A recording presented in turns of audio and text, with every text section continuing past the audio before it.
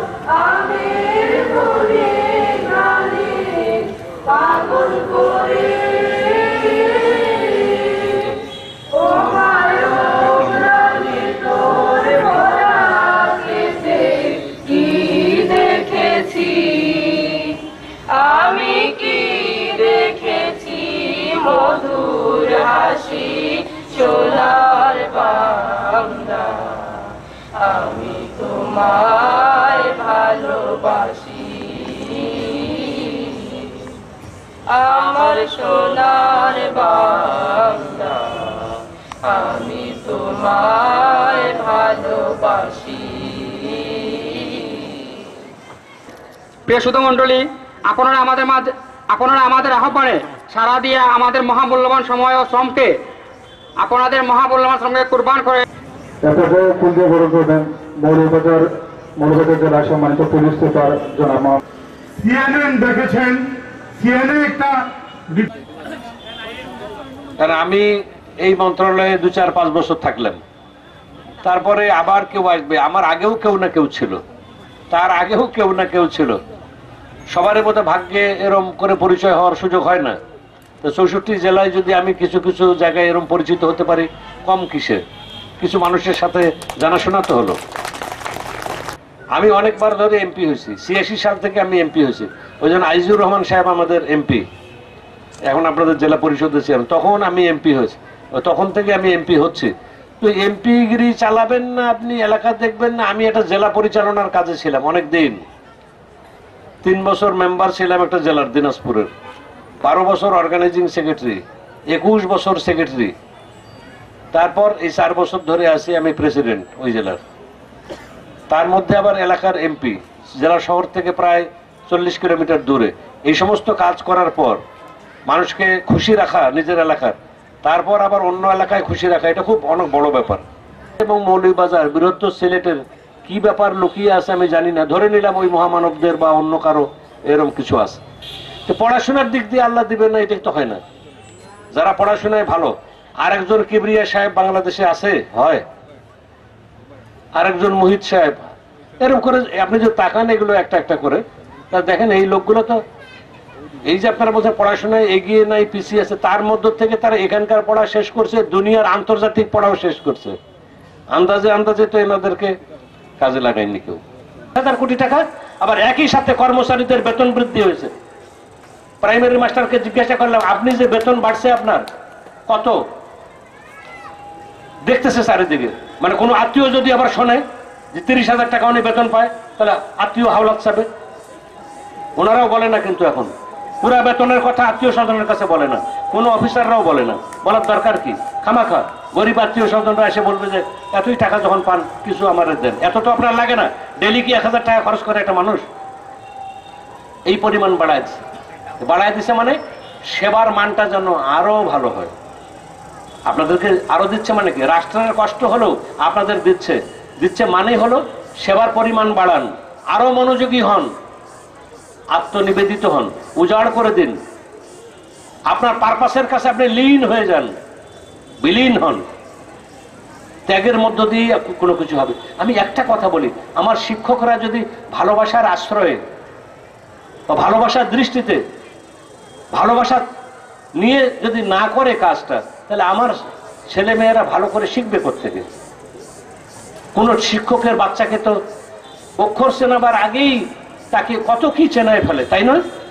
আপনাদের বাচ্চা যারা আছে টুকিটাকি ইংরেজি আপনি এই 1 বছরের বাচ্চাকে শেখাবার চেষ্টা করেন কিনা?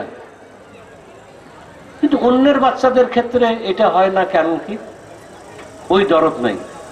দরদটা বোধহয় আমি বুঝাতে পারছি কিনা। আমার বাচ্চা যদি আমার হাতের মধ্যে পায়খানা করে দেয়, এখন কোনো গন্ধ লাগবে আমাকে? লাগে না। তো আমি আমার বাচ্চাকে দেখছি কোনো গন্ধ আমাকে লাগেনি। কিন্তু আমার ছোট ভাইয়েরা যখন বাড়ি আমার খাবার বসার সময়, গ্রামে আমার অনেক ভাই বোন, তারা যখন কেউ একটু প্রস্রাব পায়খানা করেছে তখন আমি তুল কালাম করে ফেলছি। আমার মা তখন অস্থির হয়েছে, কি হয়েছে, ছোট বাচ্চাও করে ফেলছে, মানে ভাবখানায় যে কেন করলো এটা বাড়ির মধ্যে। আমার বাচ্চা একবার আমার হাতের মধ্যে এরকম করে দিয়েছিল, ও মানে খালি গায়ে আমি নিলাম বাইরে থেকে আসে, অমনি আমার হাতের মধ্যে পায়খানা করে দিয়েছে।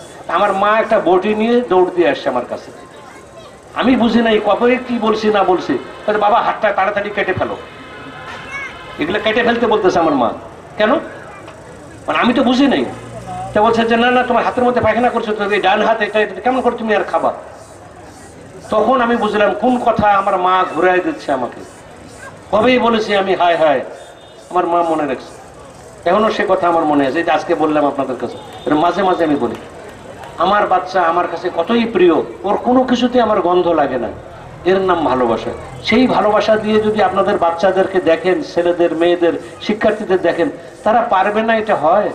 পরামর্শ বিভিন্নভাবে সহযোগিতা দিয়ে, পৃষ্ঠপোষকতা দিয়ে সময় তার সাথে অতিবাহিত করার। তিনি এসেই সেই ঢাকা থেকে এসে পথে পথে অনেকগুলো স্কুল দেখে একটু সার্কিট হাউসে বসেই চলে গেলেন স্কুল দেখার জন্য। প্রতিফলন তারা আজকে যারা এই সোসাইটি ভালো অবস্থানে আছে, যদি শিক্ষক আমরা তৈরি করতে না পারি, গুণগত মান যদি তাদের ভালো না হয়, তাহলে কি করে আমি আশা করি যে আমার বিদ্যালয়ে শিক্ষক থাকবে এবং সেই বিদ্যালয় থেকে ভালো মানের শিক্ষার্থী বের হয়ে আসবে। অতএব এই দায়িত্বটা আমাদের।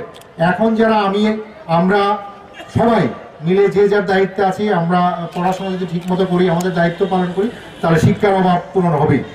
নির্যাতিত মুসলমান যিনি অন্যায়ের বিরুদ্ধে সেদিন কর্মসূচি গ্রহণ করেছেন, জনাবে মহিবুর রহমান মহিবের হাত থেকে একটি সম্মাননা স্মারক তুলে দিচ্ছেন।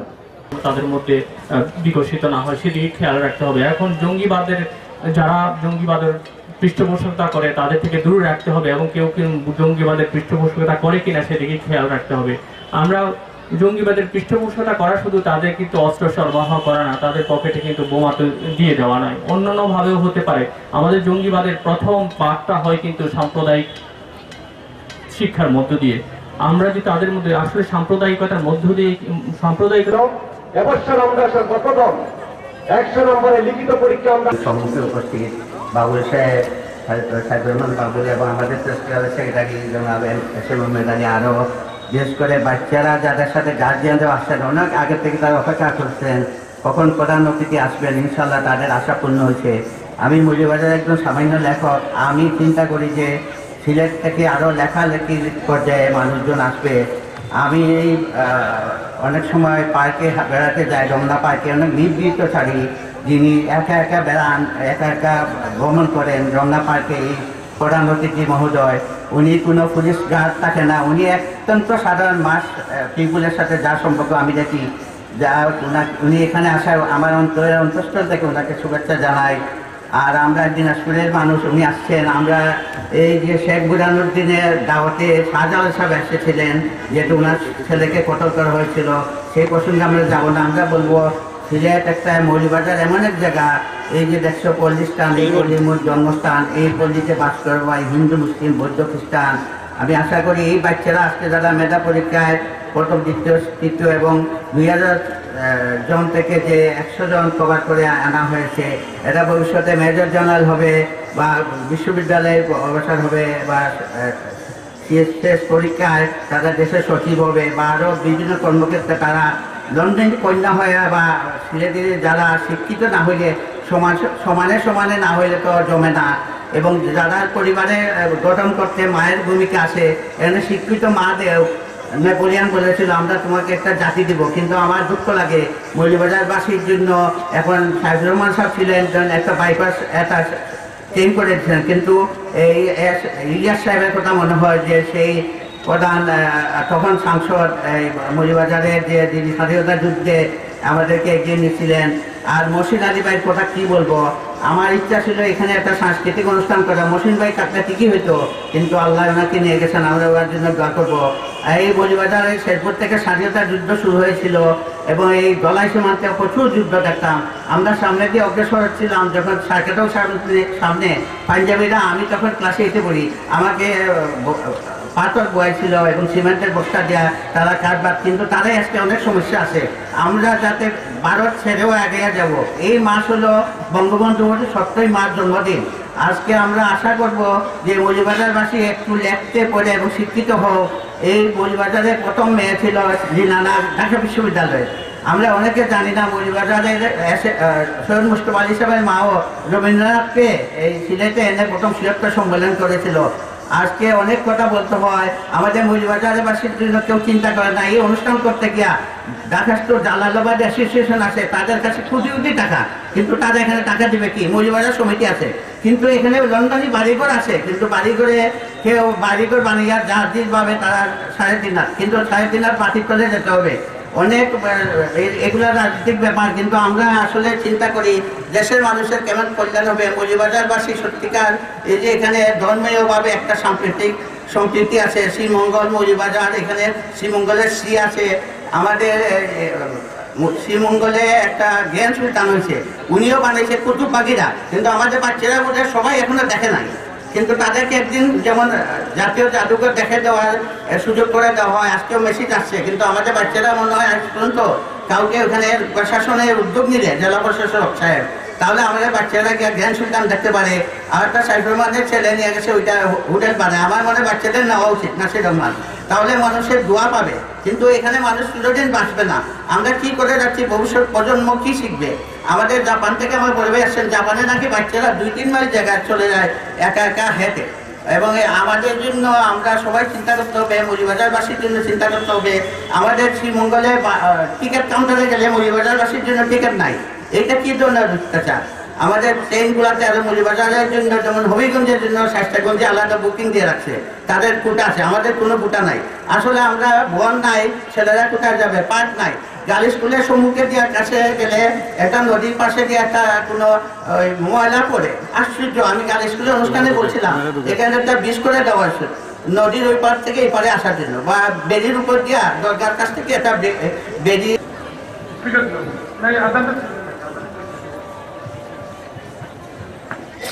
আমি আমার বক্তব্য শুরু করবো।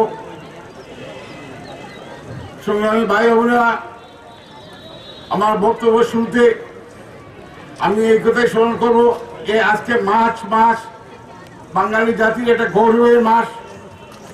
যে মার্চ মাসে জাতির জনক বঙ্গবন্ধু যে ঐতিহাসিক ভাষণ দিয়েছিলেন, সেই ভাষণে বাংলা জাতি যেদিন একটা পাকিস্তানের মতো সহিত বাহিনীর বিরুদ্ধে যুদ্ধে নেমেছিল, যেই ভাষণটি সারা দুনিয়ার মানুষ স্মরণ রাখবে। আজকে যদি বঙ্গবন্ধু এই গরিব বাংলাদেশের নেতা না হতেন, তাহলে বঙ্গবন্ধুর ভাষণটি সারা বিশ্বে এটা রিসার্চ করা হতো। আব্রাহাম লিঙ্কনের 2টি কথাকে যদি রাষ্ট্রবিজ্ঞানের স্থান পেয়ে থাকে, ডেমোক্রেটিক মিলিটেন্স ইন বাংলাদেশ, জনাব তারেক রহমান সাহেব। আমি প্রধান অতিথির উদ্দেশ্যে বলতে চাই, আমরা মৌলভীবাজারবাসী লেখাপড়ার দিক দিয়ে অনেক পিছিয়ে। সেই পিছিয়ে থাকার কারণ হিসাবে প্রাথমিক বিদ্যালয়গুলোতে শিক্ষকদের সংকট, প্রাথমিক বিদ্যালয়ের শ্রেণীকক্ষের সংকট, প্রাথমিক বিদ্যালয়ে শিক্ষক এবং শ্রেণীকক্ষের সংকটের কারণে লেখাপড়ার দিক দিয়ে আমরা অনেক ক্ষেত্রে পিছিয়ে রয়েছি। আমাদের ব্রিটিশ আমলের কিছু কিছু সময়ে ইন্ডিয়ার, আমরা আসামের সাথে ছিলাম, সেই সময়ে কিছু আইন কানুনের বেড়াজালে দীর্ঘদিন আমাদের শিক্ষক, প্রাইমারি স্কুলের শিক্ষকের সংকট ছিল। পরবর্তী পর্যায়ে মাননীয় প্রধানমন্ত্রীর দিক নির্দেশনায় সেগুলো আর কি সমাধান হয়েছে, কিন্তু এখনো অনেক অনেক প্রাথমিক বিদ্যালয়ে শিক্ষকের সংকট রয়েছে। সেই সংকটগুলো আপনার সমাধান করে দেবেন। আর মৌলভীবাজার বাজার বালিকা প্রাথমিক বিদ্যালয় যেটা, সেই প্রাথমিক বিদ্যালয়ে 19 শতক জায়গার মধ্যে একদম অল্প জায়গার মধ্যে সেটি অবস্থিত। সেখানে প্রায় 600-র উপরে ছাত্রছাত্রী, কিন্তু সেখানে বেশ কিছুদিন আগে একটি রিসোর্স সেন্টার খোলা হয়েছে। সেই রিসোর্স সেন্টারের কারণে আরেক 19 শতকের মধ্যে সেই রিসোর্স সেন্টারটি আরো জায়গা নিয়ে গেছে, যার কারণে সেখানে শ্রেণীকক্ষের ভিতরে আলো বাতাস ঢুকে না, লাইট কারেন্ট গেলে গিয়ে সেখানে ক্লাসের শ্রেণীকক্ষে শিক্ষয়িত্রী দ্বারা ক্লাস করানো অসম্ভব হয়ে যায়। সেই রিসোর্স সেন্টারটি বাজার স্কুল থেকে সরিয়ে হয় পিটিআইতে অথবা জগন্নাথপুরে অনেক প্রাইমারি স্কুল আছে, অনেক প্রাথমিক বিদ্যালয় আছে, জায়গাতে জায়গা প্রচুর জায়গা রয়েছে, সেই সমস্ত জায়গায় যদি সেটিকে স্থানান্তর করেন আপনার এক ওয়ার্ডারে সেটি স্থানান্তর হতে পারে এবং বাজার বালিকা বিদ্যালয় স্কুলটি রক্ষা পেতে পারে। তাই সেখানে শিক্ষার সুষ্ঠু পরিবেশের স্বার্থে সেখান থেকে রিসোর্স সেন্টারটি স্থানান্তর করার জন্য আপনার কাছে মৌলভীবাজার পৌরবাসীর পক্ষ থেকে জোর দাবি জানাচ্ছি। আমি আরো দাবি জানাবো মৌলভীবাজারের স্কুলগুলোতে, প্রাইমারি স্কুলগুলোতে পর্যাপ্ত শ্রেণীকক্ষ দেওয়ার জন্য আপনার কাছে বিল্ডিং নির্মাণ করে দেওয়ার জন্য আপনার কাছে জোর দাবি জানাবো। কারণ আমাদের মাননীয় সমাজ কল্যাণ মন্ত্রীর সময় এগুলো বিভিন্ন শিক্ষা প্রতিষ্ঠানে বিল্ডিং এর জন্য প্রজেক্ট জমা দেওয়া হয়েছিল, পরবর্তীতে আর এগুলার আলোর মুখ দেখে নাই। তাই পৌরসভায় 14টি বিদ্যালয় রয়েছে, 14টি বিদ্যালয়ের অনেকগুলোতেই শ্রেণীকক্ষের সংকট রয়েছে, শিক্ষকের সংকট রয়েছে। শহরের বাইরেও মৌলভীবাজার সদর উপজেলার তথা মৌলভীবাজার 60টি উপজেলায় প্রাইমারি স্কুলের শ্রেণীকক্ষের সংকট রয়েছে। তাই এগুলোর ব্যাপারে আপনার দৃষ্টি আকর্ষণ করছি। আর এই শেখ বুরহানুদ্দিন সোসাইটি আজকে যে অনুষ্ঠান আয়োজন করেছে তাদেরকে ধন্যবাদ জানাই। মৌলভীবাজারে ছাত্রছাত্রীর মেধার প্রতিযোগিতার মাধ্যমে মেধাবীদেরকে বেরিয়ে নিয়ে আসার যে চেষ্টা করছে তার জন্য শেখ বুরহানুদ্দিন রাদিয়াল্লাহু ইসলামী সোসাইটিকে ধন্যবাদ জানিয়ে আমি আর কথা না বাড়িয়ে বর্তমান সরকার জননেত্রী শেখ হাসিনার সরকার উন্নয়নের সরকার, সেই উন্নয়নের দিকে আমরা মৌলভীবাজারবাসী এগিয়ে যাব। প্রাথমিক বিদ্যালয় উন্নয়নের দিকে বাংলাদেশের অন্যান্য জেলার তুলনায় মৌলভীবাজারবাসীও মাননীয় প্রাথমিক ও গণশিক্ষামন্ত্রীর সহযোগিতায় এগিয়ে যাবে, এই প্রত্যাশাবাদ ব্যক্ত করে আমার বক্তব্য এখানে শেষ করছি। সবাইকে ধন্যবাদ। জয় বাংলা, জয় বঙ্গবন্ধু। আপনারা আপনাদের বাচ্চাদেরকে ভালোভাবে, আমার মেয়ে লন্ডন অক্সফোর্ড ইউনিভার্সিটিতে পড়তেছে, আই প্রাউড। কারণ আমাদের মৌলভীবাজারের অনেক পরিবারের অনেক ছেলে মেয়েরা বাইরে খুব ভালো রেজাল্ট করতেছে।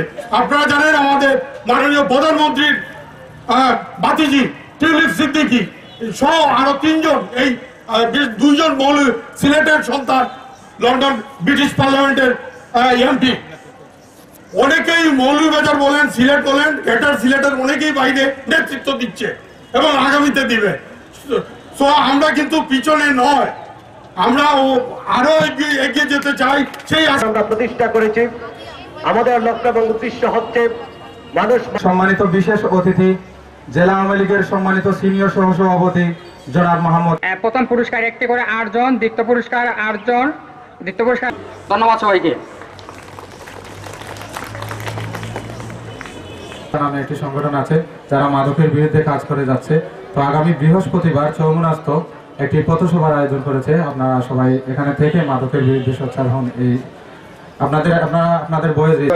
মাননীয় প্রাথমিক ও শিক্ষা মন্ত্রী পঞ্চভূমিষ্ঠ আছেন, আমাদের এই জেলার আইন শৃঙ্খলার দায়িত্বে যিনি নিয়োজিত আছেন, যার নেতৃত্বে মৌলভীবাজারের আইন শৃঙ্খলা অত্যন্ত উন্নয়নের একজন আপনজন, আমাদের এই সংগঠনের উপদেষ্টা, বিশিষ্ট লেখক ও গবেষক কমিউনিটি লিডার জনাব মোহাম্মদ আলাউর রহমানকে ফুল দিয়ে বরণ করেছেন। সম্মাননা স্মারক তুলে দিচ্ছেন সংগঠনের সম্মানিত সভাপতি এম মহিবুর রহমান মহিব।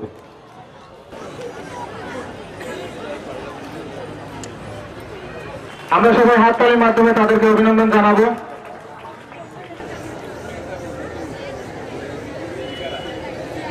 মোহাম্মদ আবু তাহের মহোদয়কে আজকের অনুষ্ঠানের একটি সম্মাননা স্মারক তুলে দিচ্ছেন। ওনাদের মধ্যে একটা আকাঙ্ক্ষা আছে যে আমি তো ধন্যবাদ স্যার। এখন আমরা প্রত্যেকটি ক্লাসের 5 সেকেন্ড পার্ট আমরা ঘোষণা করব এবং প্রধান অতিথি ছাত্রী অভিভাবক বৃন্দ সকলকে শেখ বুরহানুদ্দিন রহমতুল্লাহ এই সংগঠনের আছে।